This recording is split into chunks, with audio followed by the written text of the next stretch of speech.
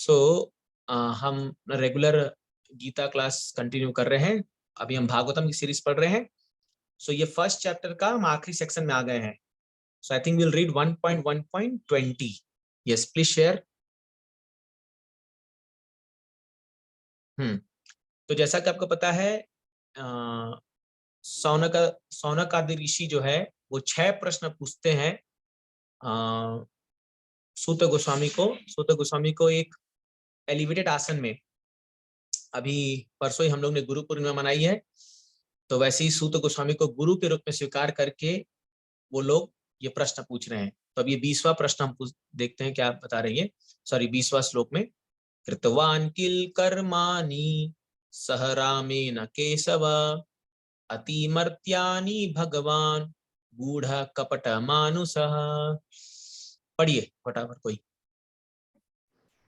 Prabhu ji, can I से? या please read. Shri Krishna या तात्पर्य पढ़ना है रे? नहीं, पहले ट्रांसलेशन। भगवान श्री कृष्ण ने बलराम सहित मनुष्य की भांति भांति क्रीड़ाएं की और इस प्रकार से प्रच्छन्न रहकर उन्होंने अनेक अलौकिक कृत्य किए। पढ़िए तात्पर्य। श्री कृष्ण या भगवान पर मानव विकास तथा पशु विकास के सिद्धांत लागू नहीं होते। आजकल विशेष रूप से भारत में इस सिद्धांत का बोलबाला है कि तपस्या तथा आत्म संयम के बल पर मनुष्य ईश्वर बन जाता है। चूंकि भगवान राम, भगवान कृष्ण तथा भगवान चैतन्य महाप्रभु को प्रणामभूत शास्त्रों में बताए गए संकेतों के आधार पर ऋषियों तथा मुनियों ने भगवान के रूप में पहचाना था। अतएव अनेक धूर्त व्यक्तियों ने अपने खुद के अवतारों की सृष्टि कर ली है। अब तो भगवान का अवतार का गढ़ा जाना विशेष रूप से बंगाल में सामान्य व्यापार बन चुका है। कोई भी लोकप्रिय व्यक्ति कुछ योग शक्तियां दिखलाकर तथा बाजीगरी के कुछ करतब दिखलाकर लोकप्रिय मत प्रस्ताव द्वारा भगवान का अवतार बन जाता है। भगवान श्री कृष्ण इस प्रकार के अवतार न थे। वे अपने आविर्भाव काल से ही वास्तविक रूप से भगवान थे। वे अपने तथाकथित माता के समक्ष चतुर्भुज विष्णु रूप में प्रकट हुए थे और फिर अपनी माता के अनुरोध पर बालक रूप में परिणत हो गए थे। वे तुरंत ही अपनी इस माता को छोड़कर गोकुल में अपने एक और भक्त के यहाँ चले गए, जहाँ उन्हें नंद महाराज तथा यशोदा माता ने अपने पुत्र के रूप में स्वीकार किया। इस प्रकार श्री बलराम भी, जो भगवान श्री कृष्ण के पूरक है, श्री वसुदेव की अन्य पत्नी से उत्पन्न बालक समझे जाते हैं। भगवत गीता में भगवान कहते हैं कि उनका जन्म तथा उनके कर्म दिव्य है और जो भाग्यशाली व्यक्ति उनके जन्म तथा कर्म की दिव्य प्रकृति को जान लेता है, वह तुरंत मुक्त होकर भगवत धाम को जा सकता है। इस प्रकार श्री कृष्ण के जन्म तथा कर्म की दिव्य प्रकृति की ज्ञान ही मुक्त होने के लिए पर्याप्त है। भागवत में भगवान श्री कृष्ण की दिव्य प्रकृति का वर्णन 9 स्कंधों में हुआ है और 10वें स्कंद में उनकी विशिष्ट लीलाएं दी गई है। इस ग्रंथ को जो कोई पढ़ता है, त्यों यह सब ज्ञात होता जाता है।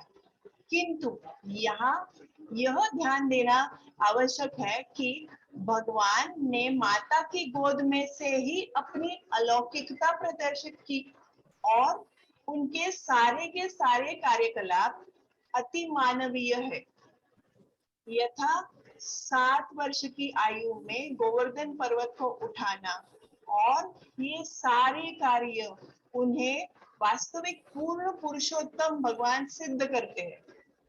इतने पर भी अपने योगावरण के कारण वे अपने तथाकथित माता पिता तथा परिजनों द्वारा सदैव एक सामान्य मानव शिशु ही समझे जाते रहे।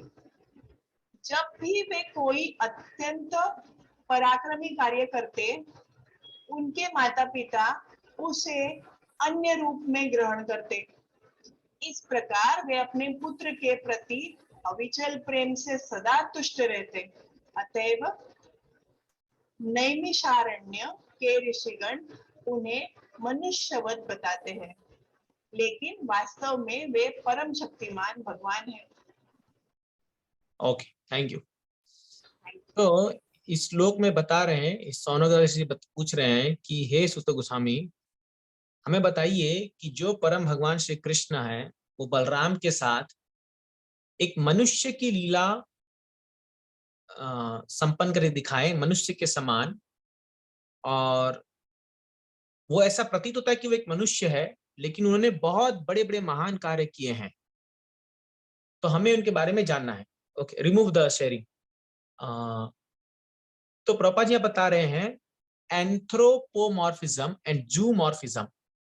इसका मतलब क्या है कि एक व्यक्ति है जो बहुत बड़े बड़े कार्य करता है, बहुत महान कार्य करता है, जिसको देखने जो सामान्य व्यक्ति के लिए संभव नहीं है या बड़ा आश्चर्यजनक है, तो ऐसे व्यक्ति को हम भगवान का दर्जा दे देते हैं।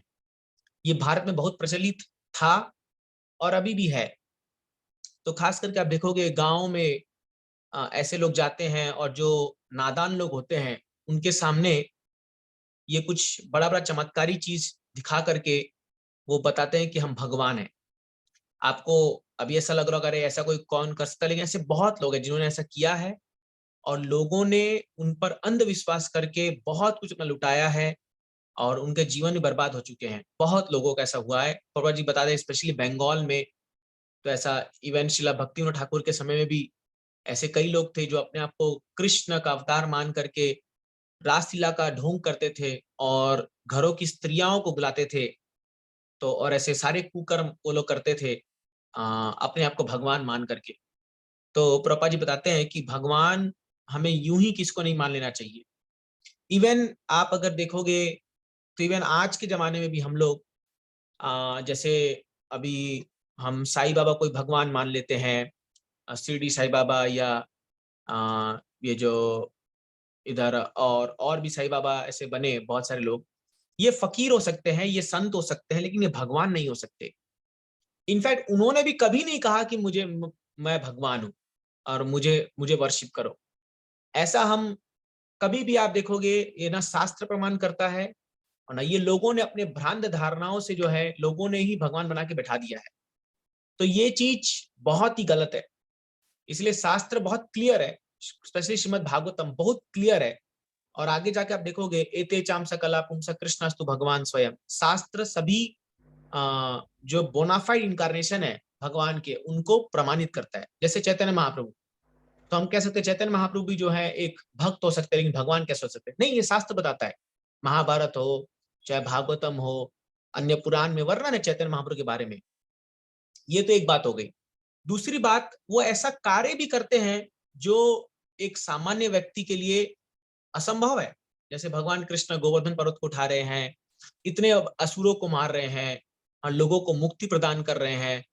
तो ये स्वयं महाप्रभु ने ऐसे लीला करके दिखाई है जो एक सामान्य व्यक्ति के लिए बहुत ही सोचने अकल्पनीय है, सोचने से भी बाहर है। तो हम लोग को केवल ये एक्टिविटी पर नहीं, लेकिन शास्त्र और साधु, गुरु साधु शास्त्र, इसके आधार पर हमें भगवान मानना चाहिए। आप सोचिए, आप एक जिंदगी एक व्यक्ति को भगवान मान के बिता रहे हो, पता चला अंत में वो भगवान ही नहीं है, तो फिर ये बहुत गलत हो जाएगा। और आज बहुत लोग ऐसे दुनिया में बहुत भ्रांता में जी रहे हैं। इसीलिए जो हम कृष्णा कौन से जो शिला प्रभुपाद ने हमको सिखाया इस कौन के माध्यम से, ये कोई हम ऐसा हमारा मानना नहीं है। ये मत समझिए कि हम मान रहे भगवान को, नहीं नहीं, वो भगवान है। इसलिए प्रभुपाद जी यहाँ पर बताते हैं जन्म कर्म च मे दिव्यम एवं यो वेति तत्वतः। जो व्यक्ति भगवान के जन्म और कर्म को समझ जाता है वो त्यक्त्वा देहम पुनर्जन्म नैति मामेति स्वर्जुना, हे अर्जुन वो दोबारा से संसार में जन्म नहीं लेगा।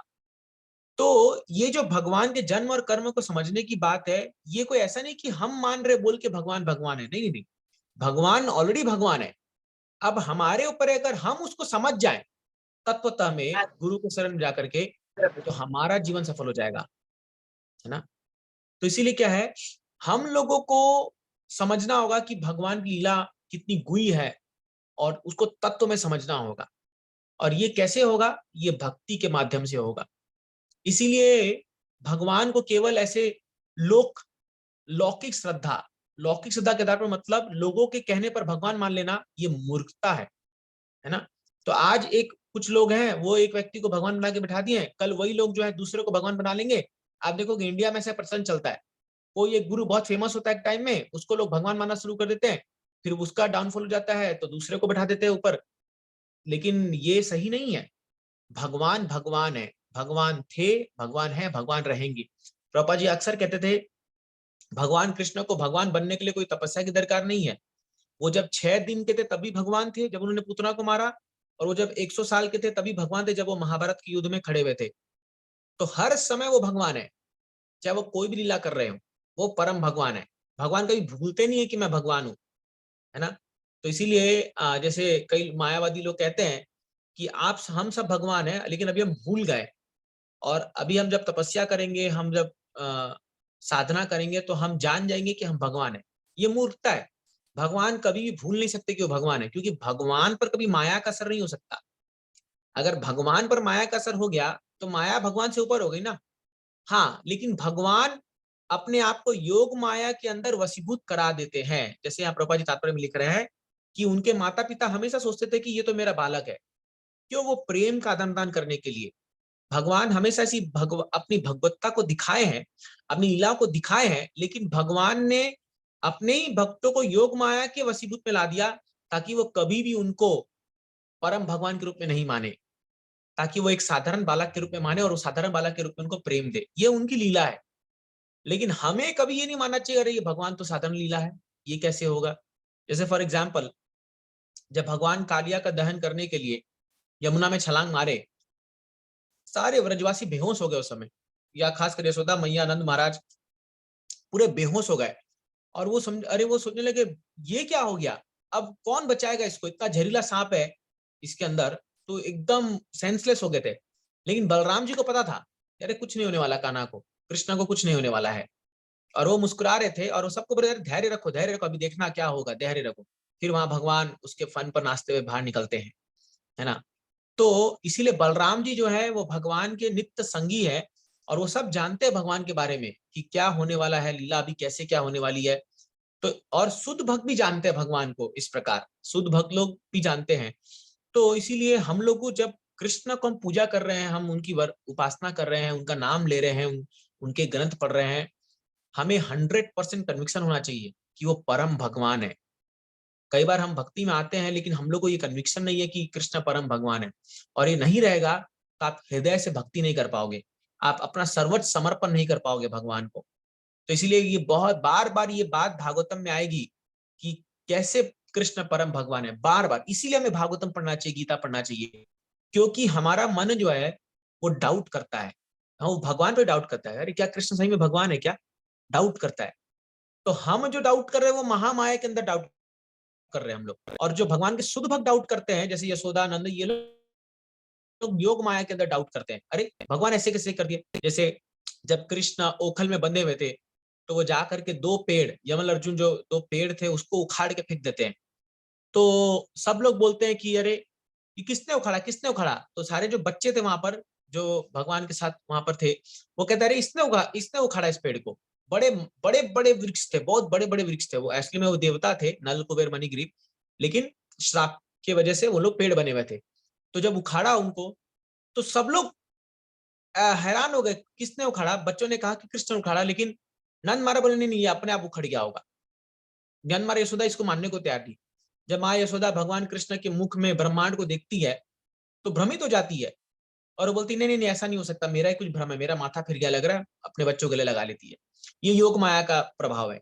लेकिन हम जब भ्रमित होते हैं, हम महामाया से भ्रमित हो जाते हैं, है ना। हम किसी सुंदर स्त्री या कोई धन या कोई पोस्ट पोजीशन, कोई भी संसार में जो माया की वस्तु है, उसको देख करके जब हम आकर्षित होते हैं, तब हम कृष्ण को भूल जाते हैं।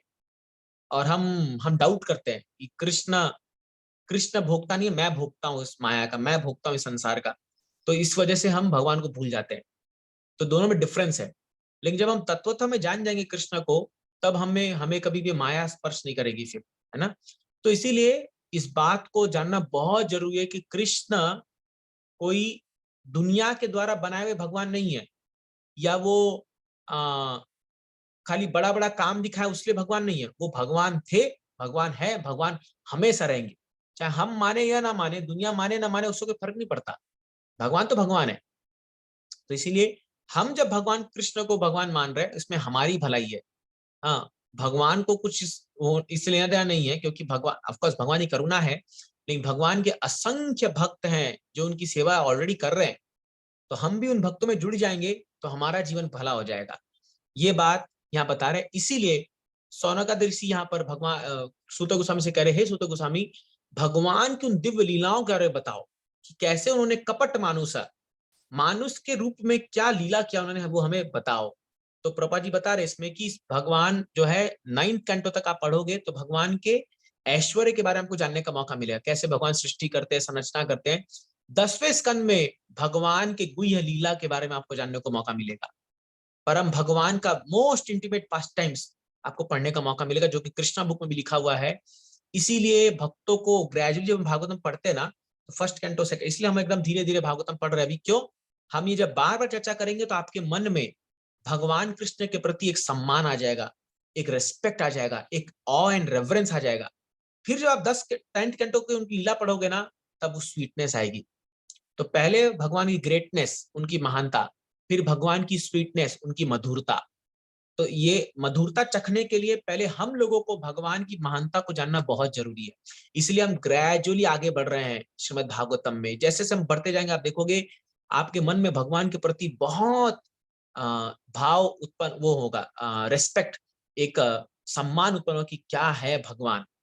जब तक एक मनुष्य अपने आप को एक कण, एक इनसिग्निफिकेंट, मतलब एक तुच्छ प्राणी नहीं मानता और भगवान को एक महान नहीं मानेगा, तब तक वो भगवान की भक्ति में आगे नहीं बढ़ सकता। तो इसलिए हम लोग को ये जानना बहुत जरूरी है कितने महान है भगवान, है ना। तो ये बात यहाँ पर प्रपंच तात्पर्य बता रहे हैं और सूत गोस्वामी को ये लोग पूछ रहे हैं। चलिए आगे बढ़ते हैं। 21 शेयर कीजिए। हाँ, कलिमागतम आज्ञाय क्षेत्रे अस्मिन् वैष्णवे वयम् आसीना दीर्घ सत्रेण कथायाम सक्षना हरे। पढ़िए। हरे कृष्णा प्रभु जी। हाँ पढ़िए कोई भी। हाँ, यह भली भांति जानकर कि कलयुग का प्रारंभ हो चुका है, हम इस पवित्र स्थल में भगवान का दिव्य संदेश सुनने के लिए तथा इस प्रकार यज्ञ संपन्न करने के लिए दीर्घ सत्र में एकत्र हुए हैं। तात्पर्य by भक्ति वेदांत स्वामी श्रील प्रभुपाद। सत्य युग, स्वर्ण युग अथवा रजत एवं ताम्र त्रेता, युग, हाँ तो सॉरी त्रेता, ताम्र युग, हाँ। ताम्र युग अर्थात त्रेता या द्वापर युग की भांति यह कलयुग आत्म साक्षात के लिए तनिक भी उपयुक्त नहीं है। सत्य युग में 1,00,000 वर्ष की उम्र वाले लोग आत्म साक्षात्कार के लिए दीर्घकालीन ध्यान करने में समर्थ थे, तथा त्रेता युग में जब जीवन को अवधि 10,000 वर्ष की थी, तो महान यज्ञों के अनुष्ठान से आत्म साक्षात्कार प्राप्त किया जाने लगा। और द्वापर युग में जब जीवन अवधि 1,000 वर्ष हो गई, तो भगवान की पूजा द्वारा यह आत्म साक्षात्कार प्राप्त किया जाने लगा। किंतु इस कलयुग में अधिकतम जीव अवधि केवल 100 वर्ष की है, वह भी कठिनाई से पूर्ण है। अतः इसमें आत्म साक्षात्कार के लिए जिस विधि की संस्तुति की गई है, वह है भगवान के पवित्र नाम, यश तथा उनकी लीलाओं का श्रवण और कीर्तन करना। नैमिषारण्य में के ऋषियों ने यह विधि ऐसे स्थान में प्रारंभ की जो भगवत भक्तों के लिए ही था। उन्होंने 1000 वर्ष की दीर्घावधि तक की भगवान की लीलाएं सुनने के लिए अपने आप को तैयार किया था। इन ऋषियों के उदाहरण से हमें यह सीखना चाहिए कि भागवत का नियमित श्रवण तथा कीर्तन ही आत्म साक्षात्कार का एकमात्र साधन है। अन्य सारे प्रयास समय के अपव्यय मात्र है, क्योंकि उनसे कोई लाभप्रद परिणाम नहीं निकलता। भगवान श्री चैतन्य महाप्रभु ने भागवत धर्म की इस पद्धति का उपदेश किया और यह भी बतलाया कि भारत भूमि में जन्म लेने वालों का यह दायित्व है कि वे श्री कृष्ण के संदेशों का प्रमुख रूप से भगवत गीता के संदेश का प्रचार प्रसार करें। जब कोई भगवत गीता की शिक्षाओं को ठीक से समझ जाए तो उसे चाहिए कि आत्म साक्षात्कार के लिए अधिक प्रकाश प्राप्त करने हेतु श्रीमद् भागवत का अध्ययन करें। हाँ, थैंक यू। बहुत सुंदर तात्पर्य है ये। प्रभुपाद जी बता रहे हैं कि कैसे सोनगर जी पूछ रहे हैं कि जानते हैं कि कैसे कलयुग प्रारंभ हो चुका है, इसलिए हम इस सत्र में बैठे हुए हैं या इस स्थान में बैठे हुए हैं और भगवान के दिव्य लीलाओं को सुनने के लिए। तो शिला प्रभुपाद जी तात्पर्य में बहुत सुंदर बताते हैं कि कैसे कलयुग जो है वो सेल्फ रियलाइजेशन, आत्म साक्षात्कार के लिए एक सही स्थान नहीं है। इनफैक्ट शिला भक्ति सिद्धांत ठाकुर जी कहते थे कि this world is not a fit place for gentleman. एक सभ्य व्यक्ति के लिए ये संसार सही स्थान नहीं है। वो बताते हैं क्योंकि कलयुग में आप जानते हो, हमने पढ़ाई था मंद सुमंद मतयो मंद भाग्य उपदिता। एक तो आयु कम है। सतयुग में लोग 1 लाख साल जीते थे, त्रेता युग में बाय 10 10,000, द्वापर युग में 1,000 और कलयुग में 100 साल, और अब और धीरे धीरे कम होते जा रहे हैं। एक तो आयु कम है, आप तपस्या कर नहीं सकते, ऊपर से माइंड बहुत डिस्टर्ब्ड है, बहुत सारी समस्याएं, बहुत सारी चीजें हैं। स्पेशली गृहस्थ आश्रम में it is really very very difficult. बहुत समस्या है, घर को संभालना, बच्चों को संभालना, धन का संग्रह करना, बहुत सारी चीजें हैं। इसीलिए ये युग बहुत खतरनाक है। और किसी को अगर आत्म साक्षात्कार करना है तो उसके लिए एक ही उपाय चैतन्य महाप्रभु ने बताया, क्या? हरेर नाम हरे नाम एव केवलम। ये भागवत धर्म क्या है?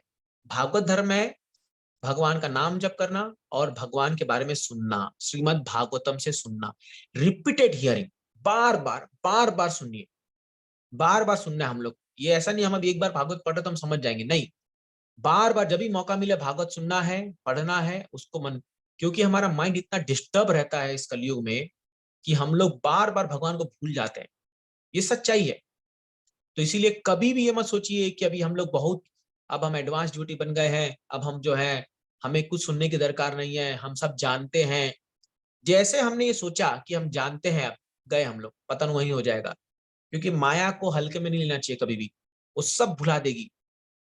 तो इसलिए forgetfulness is the biggest disease in Kalyuga. भूल जाते हैं हम लोग चीजों को, है ना। इस संसार में लोग दूसरे का किया हुआ परोपकार भूल जाते हैं, हमारे अंदर ग्रेटिट्यूड नहीं है।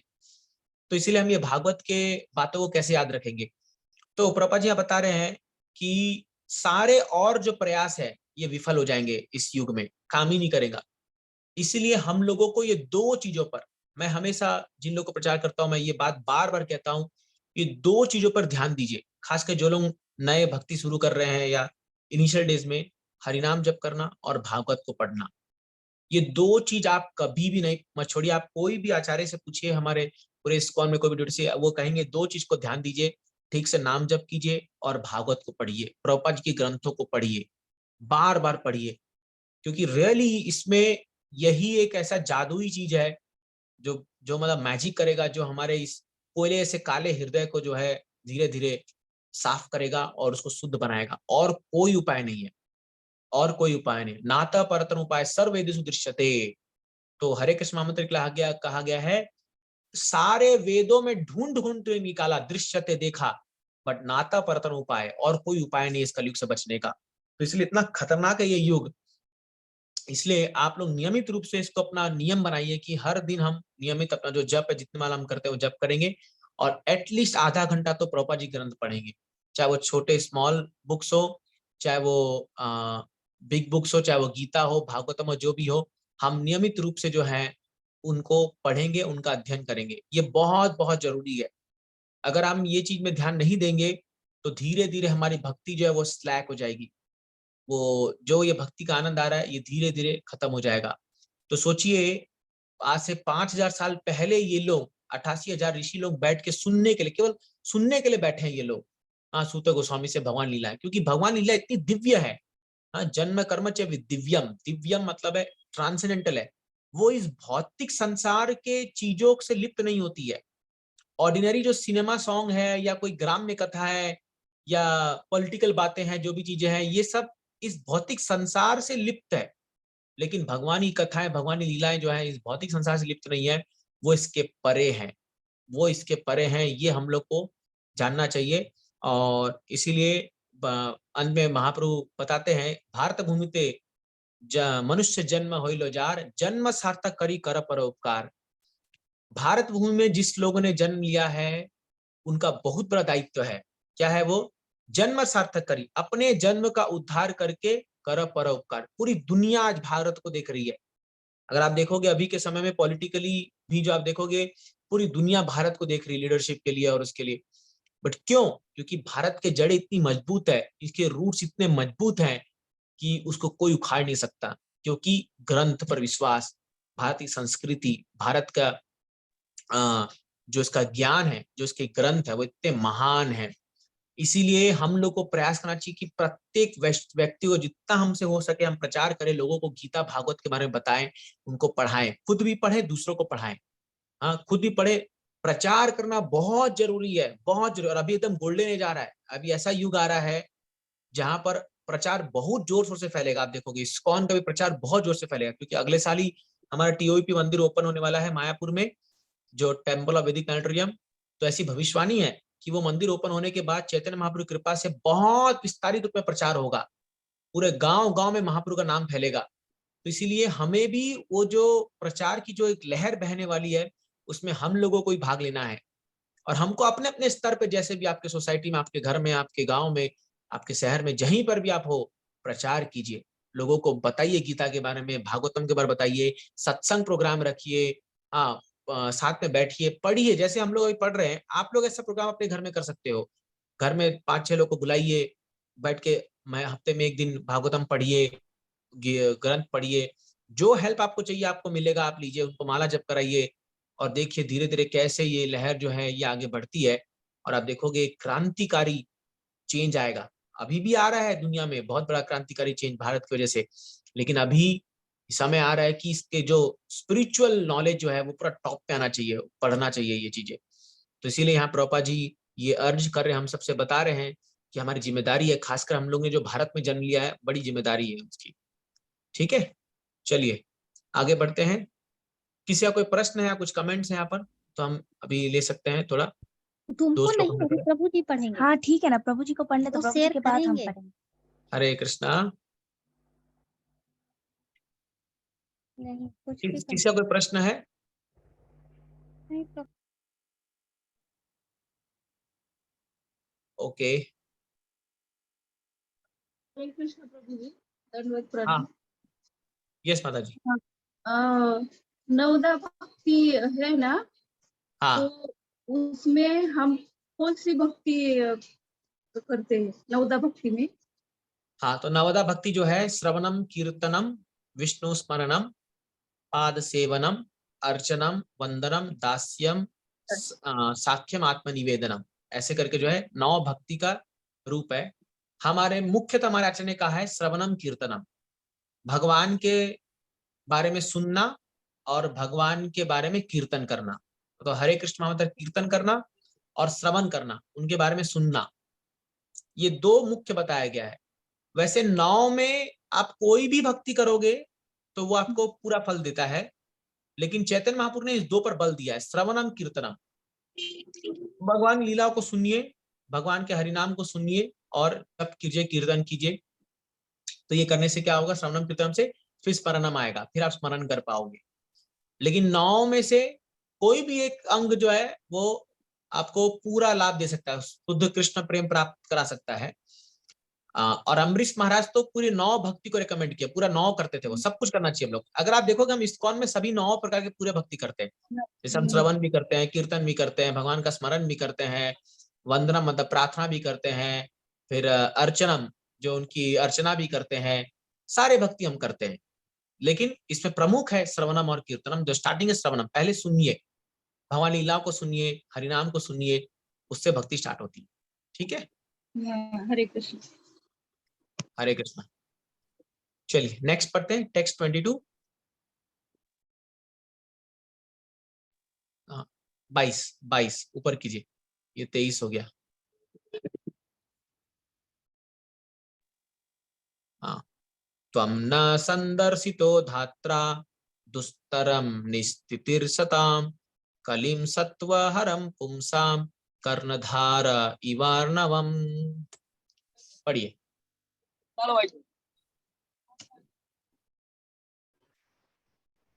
हरे कृष्ण प्रभु जी। हाँ पढ़िए माता जी। हम मानते हाँ पढ़िए।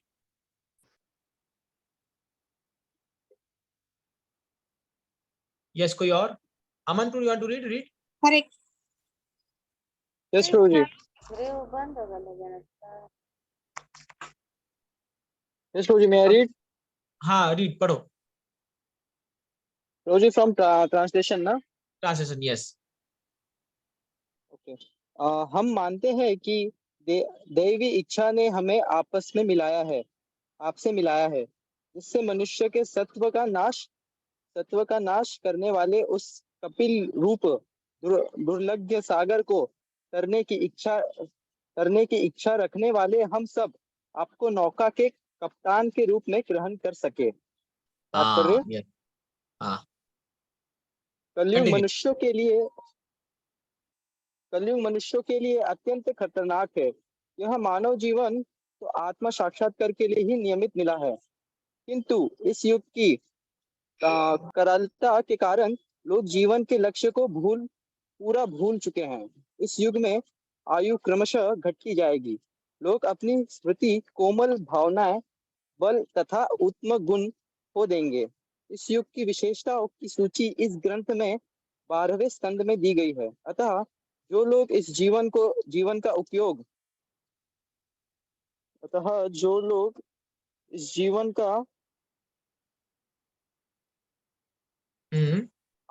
का उपयोग आत्म साक्षात्कार में करना चाहते हैं, उनके लिए यह युग अत्यंत दुष्कर है। लोग इंद्रिय तृप्ति में इतने अधिक व्यस्त है कि वे आत्म साक्षात्कार को पूरी तरह भूल चुके हैं। उन्मत्तता से वशीभूत वे साफ साफ कहते हैं कि आत्म साक्षात्कार की कोई चीज ही नहीं होती।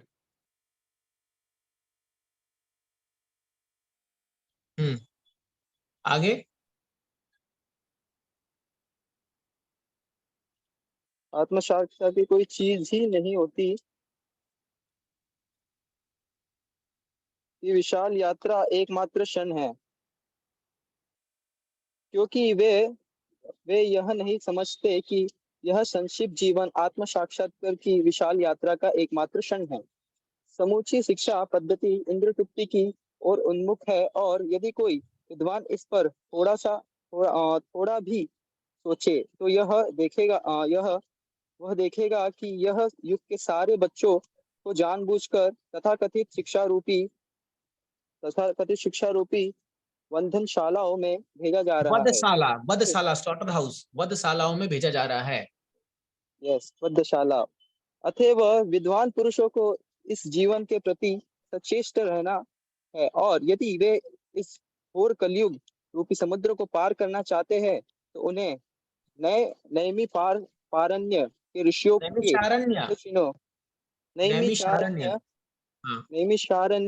ऋषियों के पद चिन्हों का अनुसरण करना चाहिए, और श्री सूत गोस्वामी या उनके प्रामाणिक प्रतिनिधि को नाव के कर्णधार के रूप में स्वीकार करना चाहिए।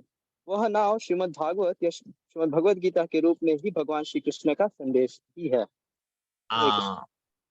तो वो बता रहे हैं सौनकादि श्री की, हे सुत गोस्वामी, हमने आपको असीम दैव इच्छा से प्राप्त किया है, दैव इच्छा से हम आपको मिले हैं। ये एक बहुत इंपॉर्टेंट बात यहाँ पर है। देखिए, गुरु हमारे जीवन में दैव इच्छा से आते हैं। ये मत सोचिए कि हम जब इस कृष्ण भारत में जुड़ रहे हैं या भक्ति भाव में जुड़ रहे हैं तो ये खाली एक क्या बोलेंगे, एक बाई चांस हो रहा है। ऐसा नहीं है, ये बाई चांस नहीं हो रहा है, भगवान की इच्छा से हो रहा है। कभी न कभी आपने अपने मन में ये इच्छा लाई होगी कि मुझे भी एब्सोल्यूट ट्रूथ क्या है, सच्चाई क्या है जीवन की, उसके बारे में जानना है, मुझे भगवान की प्राप्ति करनी है। कभी ना कभी आपने जरूर सोचा होगा अपने मन में, और उसी के फल स्वरूप परमात्मा आपको भक्तों से मिला रहे हैं। ये दैव इच्छा से हो रहा है। इसलिए जब हम गुरु को मिलते हैं, ये दैव, अभी गुरु पूर्णिमा गई परसों, तो बहुत लोग ने बहुत मैसेज भेजे, ये सब किया हुआ। बट आप जानिए, आपके जीवन में गुरु आते हैं, वो दैव इच्छा से, भगवान की इच्छा से आते हैं, कोई साधारण चीज नहीं है जी। तो हमारे जीवन में शिला प्रभुपाद जी आए हैं, हम उनके किताबों को पढ़ रहे हैं, उनके दिए हुए शिक्षाओं का मार्गदर्शन कर रहे हैं, हम मार्गदर्शन में चल रहे हैं। ये दैव इच्छा से, भगवान की असीम कृपा है। 11वें स्कंद में उद्धव भगवान कृष्ण कहते हैं, हे भगवान, मैं आपका कहां तक धन्यवाद करूं, क्योंकि आप अलग अलग रूपों में आ करके बद्ध जीवात्माओं को इस संसार से मुक्त कराने का प्रयास करते हैं। आप ग्रंथों के रूप में आते हैं, आप हरिनाम के रूप में आते हैं, आप स्वयं अवतार लेके आते हैं, और साथ साथ में आप अपने भक्तों के रूप में भी आते हो। आप अपने भक्तों में समा करके आते हो और बद्ध जीवात्माओं को प्रेरित करते हो कि भक्ति करो, भक्ति करो, भक्ति करो। इसलिए जब कोई भक्त हमें इंस्पायर कर रहा है भक्ति में, कोई भक्त हमें आगे बढ़ा रहा है भक्ति में, ये जानिए ये वो स्वयं भगवान की इच्छा से हो रही है ना। तो इसीलिए आप, जब हम गुरु को शरणागत होते हैं, तो ये मत सोचिए कि हम एक व्यक्ति को शरणागत हो रहे हैं, वो व्यक्तिगत नहीं है। इसलिए हम कहते हैं गुरु तत्व, तत्व को समझिए। गुरु एक केवल व्यक्ति नहीं है, वो एक तत्व है। वो तत्व क्या है? वो राधा रानी की कृपा है, वो भगवान की कृपा को फॉलो कर रहे हैं। इसलिए जितने भी लोग जो शिक्षा दे रहे हैं, इसलिए चैतन्य महाप्रभु ने गुरु के बारे में क्या कहा, किबा नासी किबा विप्र ये न गुरु है, जय कृष्ण तत्ववेता से ही गुरु है, शूद्र के न नाय। चाहे वो विप्र मतलब ब्राह्मण हो, चाहे वो वैश्य हो, शूद्र हो, सन्यासी हो, जो भी हो, जो व्यक्ति कृष्ण के तत्व को जानता है वो गुरु है। ये उन्होंने डेफिनेशन दिया गुरु का। इसलिए संसार में कोई भी व्यक्ति जो आपको कृष्ण भक्ति सिखा रहा है, आपको कृष्ण की ओर प्रेरणा दे रहे हैं, वो गुरु है। वो गुरु है, कोई भी हो सकता है, वो चाहे वो गृहस्थ हो, चाहे वो सन्यासी हो, कोई भी हो, बट वो कृष्ण तत्व को जानता है, कृष्ण की भक्ति करता है, वो गुरु हो सकता है ना। तो इसीलिए ये भगवान की असीम कृपा से ही हम लोग, इस दैव से हम लोग सब जुड़ते हैं गुरु से। और फिर वो क्या बता रहे हैं, हे सुत गोस्वामी, आप इस कलयुग रूपी घोर सागर को पार करने की नौका के कप्तान बनिए ना। इनफैक्ट हम शिला प्रभुपाद जी के लिए भी कहते हैं कि is the captain of the ship, जो इस समुद्र, घोर कलयुग को पार करने की जो समुद्र है, घोर कलयुग को पार करने की जो नौका है, उसमें हमें बिठा के लेके जा रहे हैं। तो वो कैप्टन, क्योंकि अगर एक शिप में अगर एक कैप्टन अच्छा नहीं होगा जो उसको शिप को चला रहा है, तो वो नौका डूब जाएगी समुद्र में। उसी प्रकार अगर आप प्रॉपर गुरु और प्रॉपर परंपरा में शेल्टर नहीं लेंगे, तो इस कलयुग को पार करना असंभव है, बहुत बहुत मुश्किल है, दुष्कर है, बहुत मुश्किल है। और ये कलयुग ऐसा है जो मानव के सारे अच्छे गुणों को खत्म कर देता है, डिटोरिएट्स all the good qualities of human being. सारे आप देखोगे, बाई ऑटोमेटिकली आप देखोगे जो है हमारे मन में जो है गलत विचार आते हैं, लोगों के प्रति ईर्ष्या, द्वेष, क्रोध, काम, लोभ, मद मत्सर्य, ये सब चीजें भरी पड़ी है हम लोग के अंदर। तो क्यों? क्योंकि कलयुग में सारे जो दुर्गुण भरे पड़े हैं। हाँ, कलो दोषो निधे राजन अस्ति एक महान गुना। स्वयं सुखदेव गोस्वामी परीक्षित कह रहे हैं, हे राजन, कलयुग जो है दोषों का निधि, निधि मतलब सागर है, सागर। जहां जाओगे आपको अवगुण दिखेंगे, जहां जाओगे आपको दोष दिखेगा, जहां जाओ। हाँ, क्योंकि हिपोक्रेसी है, क्वेरल है, झगड़ा है, बहुत समस्याएं हैं। तो सोचिए आप ऐसे सागर से कोई आपको निकाल करके ले जाए तो कितना। आप सोचिए जैसे अभी जैसे रशिया यूक्रेन में युद्ध चल रहा था, तो वहां पर कई भारतीय लोग फंस रखे थे बुरी तरह से।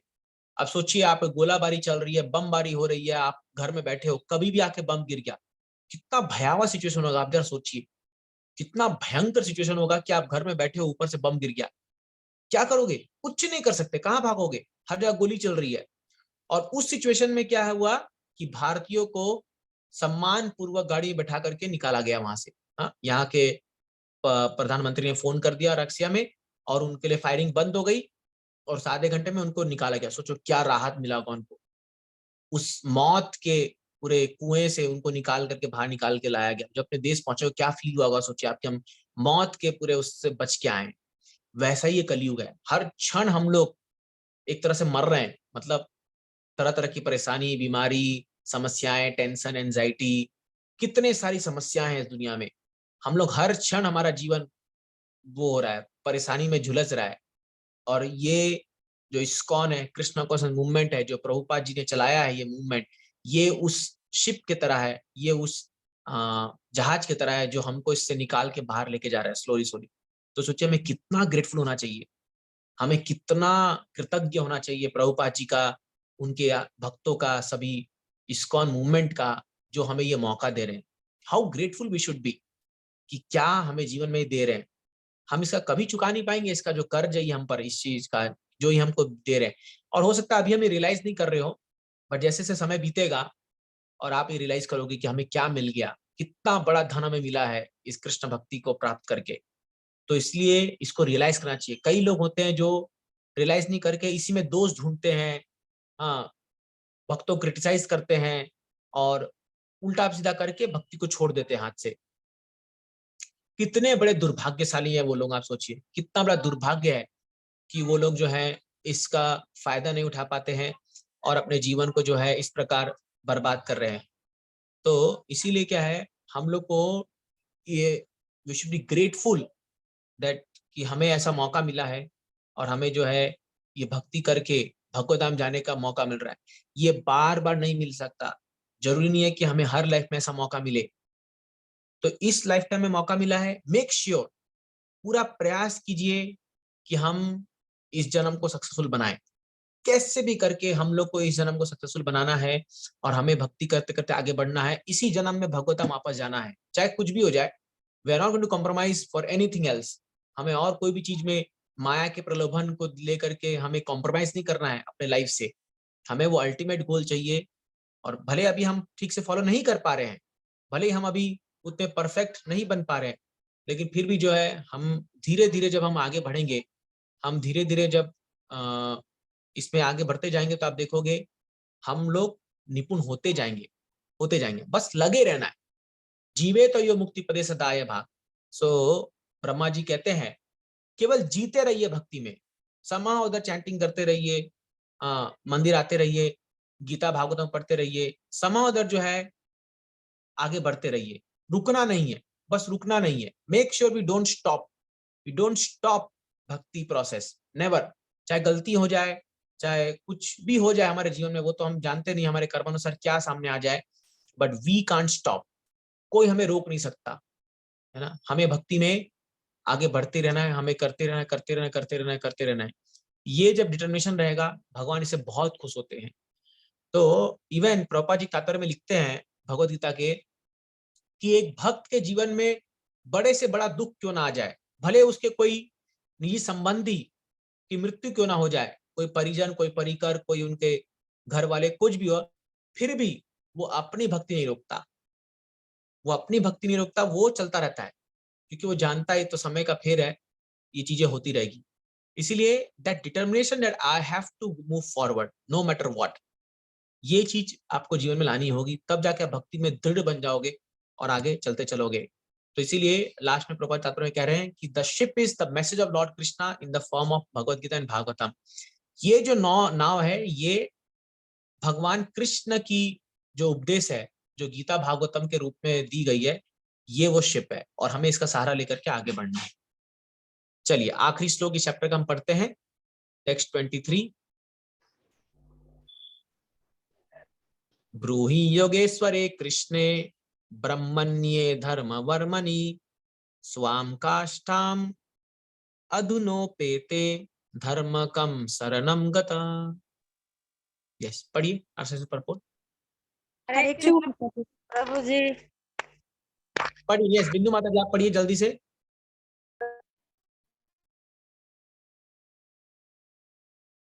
अरे आपका उनका नेटवर्क की प्रॉब्लम हो रहा है। जी हाँ प्रभु जी, हरे कृष्ण प्रभु जी। क्योंकि हाँ पढ़िए पढ़िए, प्रभा माता जी पढ़िए।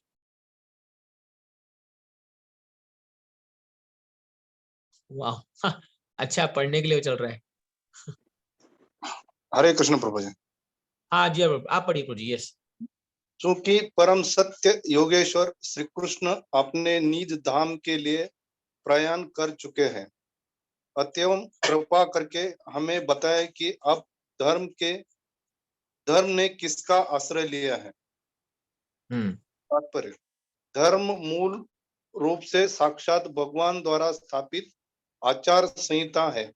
जब भी धर्म के सिद्धांतों का दुरुपयोग होता है या उसकी अपेक्षा की जाती है, तो धर्म की स्थापना करने के लिए भगवान स्वयं अवतरित होते हैं।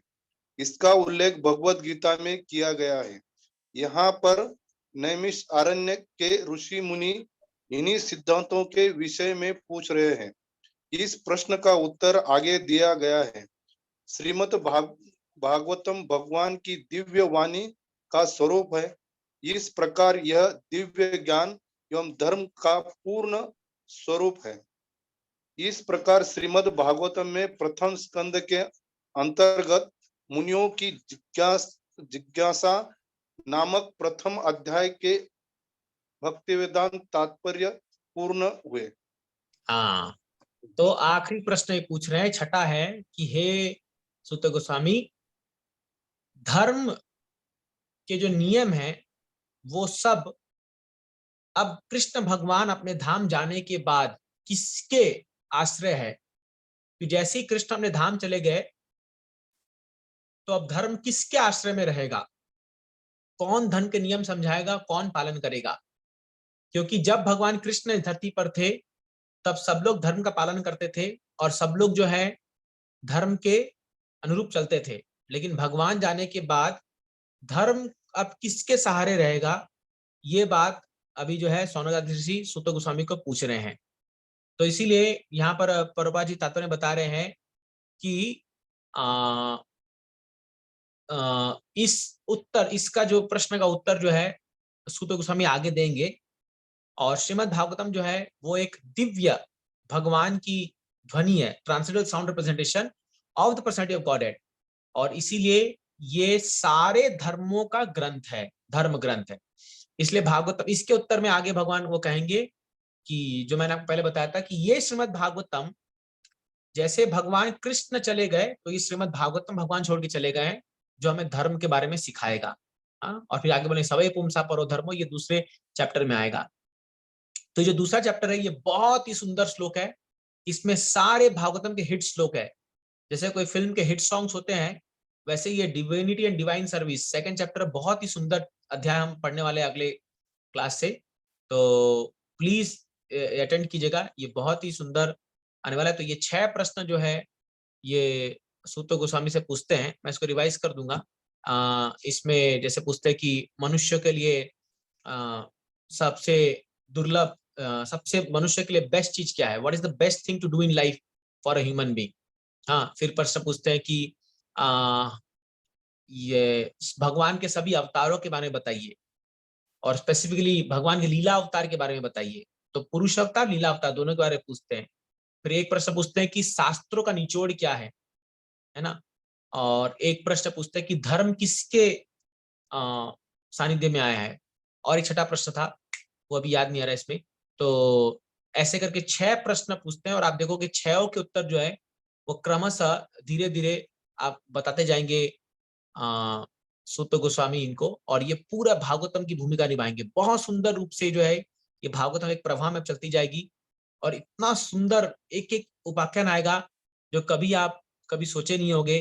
तो इस विषय में जो है हम और आगे चर्चा करेंगे, इस भागवत में पढ़ेंगे, अध्ययन करेंगे। और प्रभुपाद जी के सुंदर तात्पर्य, specially first canto, Prabhupada ji इतना सुंदर लिखे हैं तात्पर्य कि पूछो मत, दिल छू देने वाले तात्पर्य प्रभुपाद जी लिखे हैं।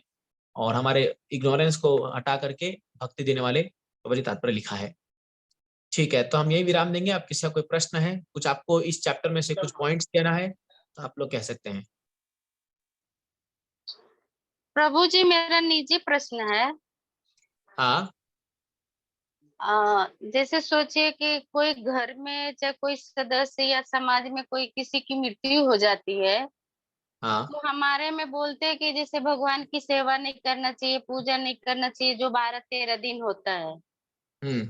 तो इसमें अभी हम रोज नहाते हैं, तो भगवान जी को कैसे बिना नहाए छोड़े? तो मुझे क्या करना चाहिए? मैं बहुत वो हो जाती हूँ, कई बार ऐसा हो गया है।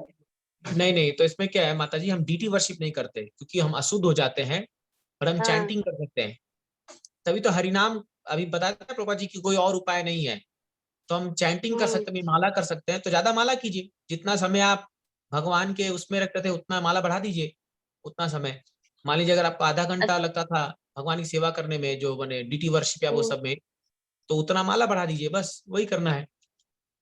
तो और जो भगवान की जो आरती, पूजा पाठ, धूप बत्ती, फूल, ये सब करना है नहीं करना 13-12 दिन जो नहीं, ये भी आप होता है? आपके पारंपरिक रूप से जैसा फॉलो करते हैं वैसा फॉलो करना चाहिए।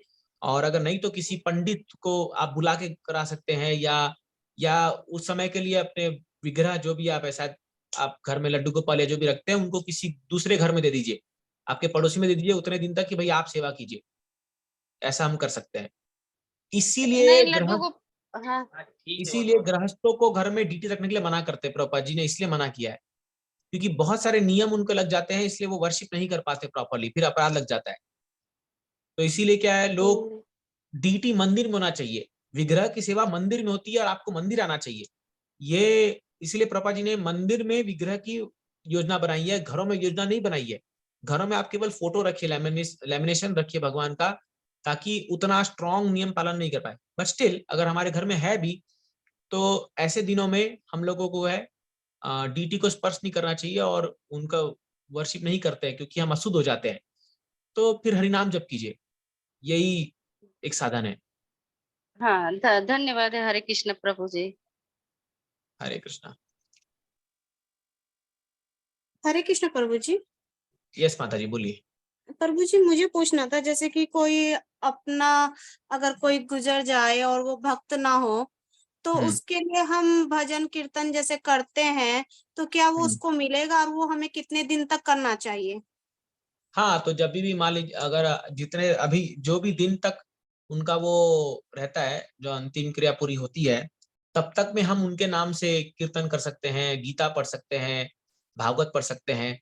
जो भी हम भक्ति का कर्म करते हैं वो अगर हम किसी को याद करके उनको उसका फल दे रहे हैं तो उसको लाभ होता है, 100% लाभ होगा, 100% होता है वो चीज। तो इसीलिए अगर हमारे कोई नियर एंड डियर वन हमारे कोई शरीर छोड़ दे, तो भले वो भक्त ना हो, लेकिन क्योंकि हम भक्ति कर रहे हैं और हम भगवान से प्रार्थना करें उनके लिए, तो उनको बहुत सारा पुण्य मिलता है। इसलिए तो ये 12-13 दिन का जो समय बताया जाता है, इसमें बहुत हम दान पुण्य करते हैं, भक्ति करते हैं, तो उससे क्या है, वो जो आत्मा है उसका गंतव्य बहुत अच्छा होता है। अब हम यही कर सकते हैं, जब तक वो जीवित थे तब तक हम उनको भक्ति के लिए प्रेरित कर सकते थे। अब हम हमारे हाथ से वो चला गया है, तो अब हमारा कर्तव्य क्या है, अब हम उनके लिए प्रार्थना करें और उनके लिए भक्ति करें, नाम जप करें, ये करें, तो उससे उसको फल मिलेगा, जरूर मिलेगा।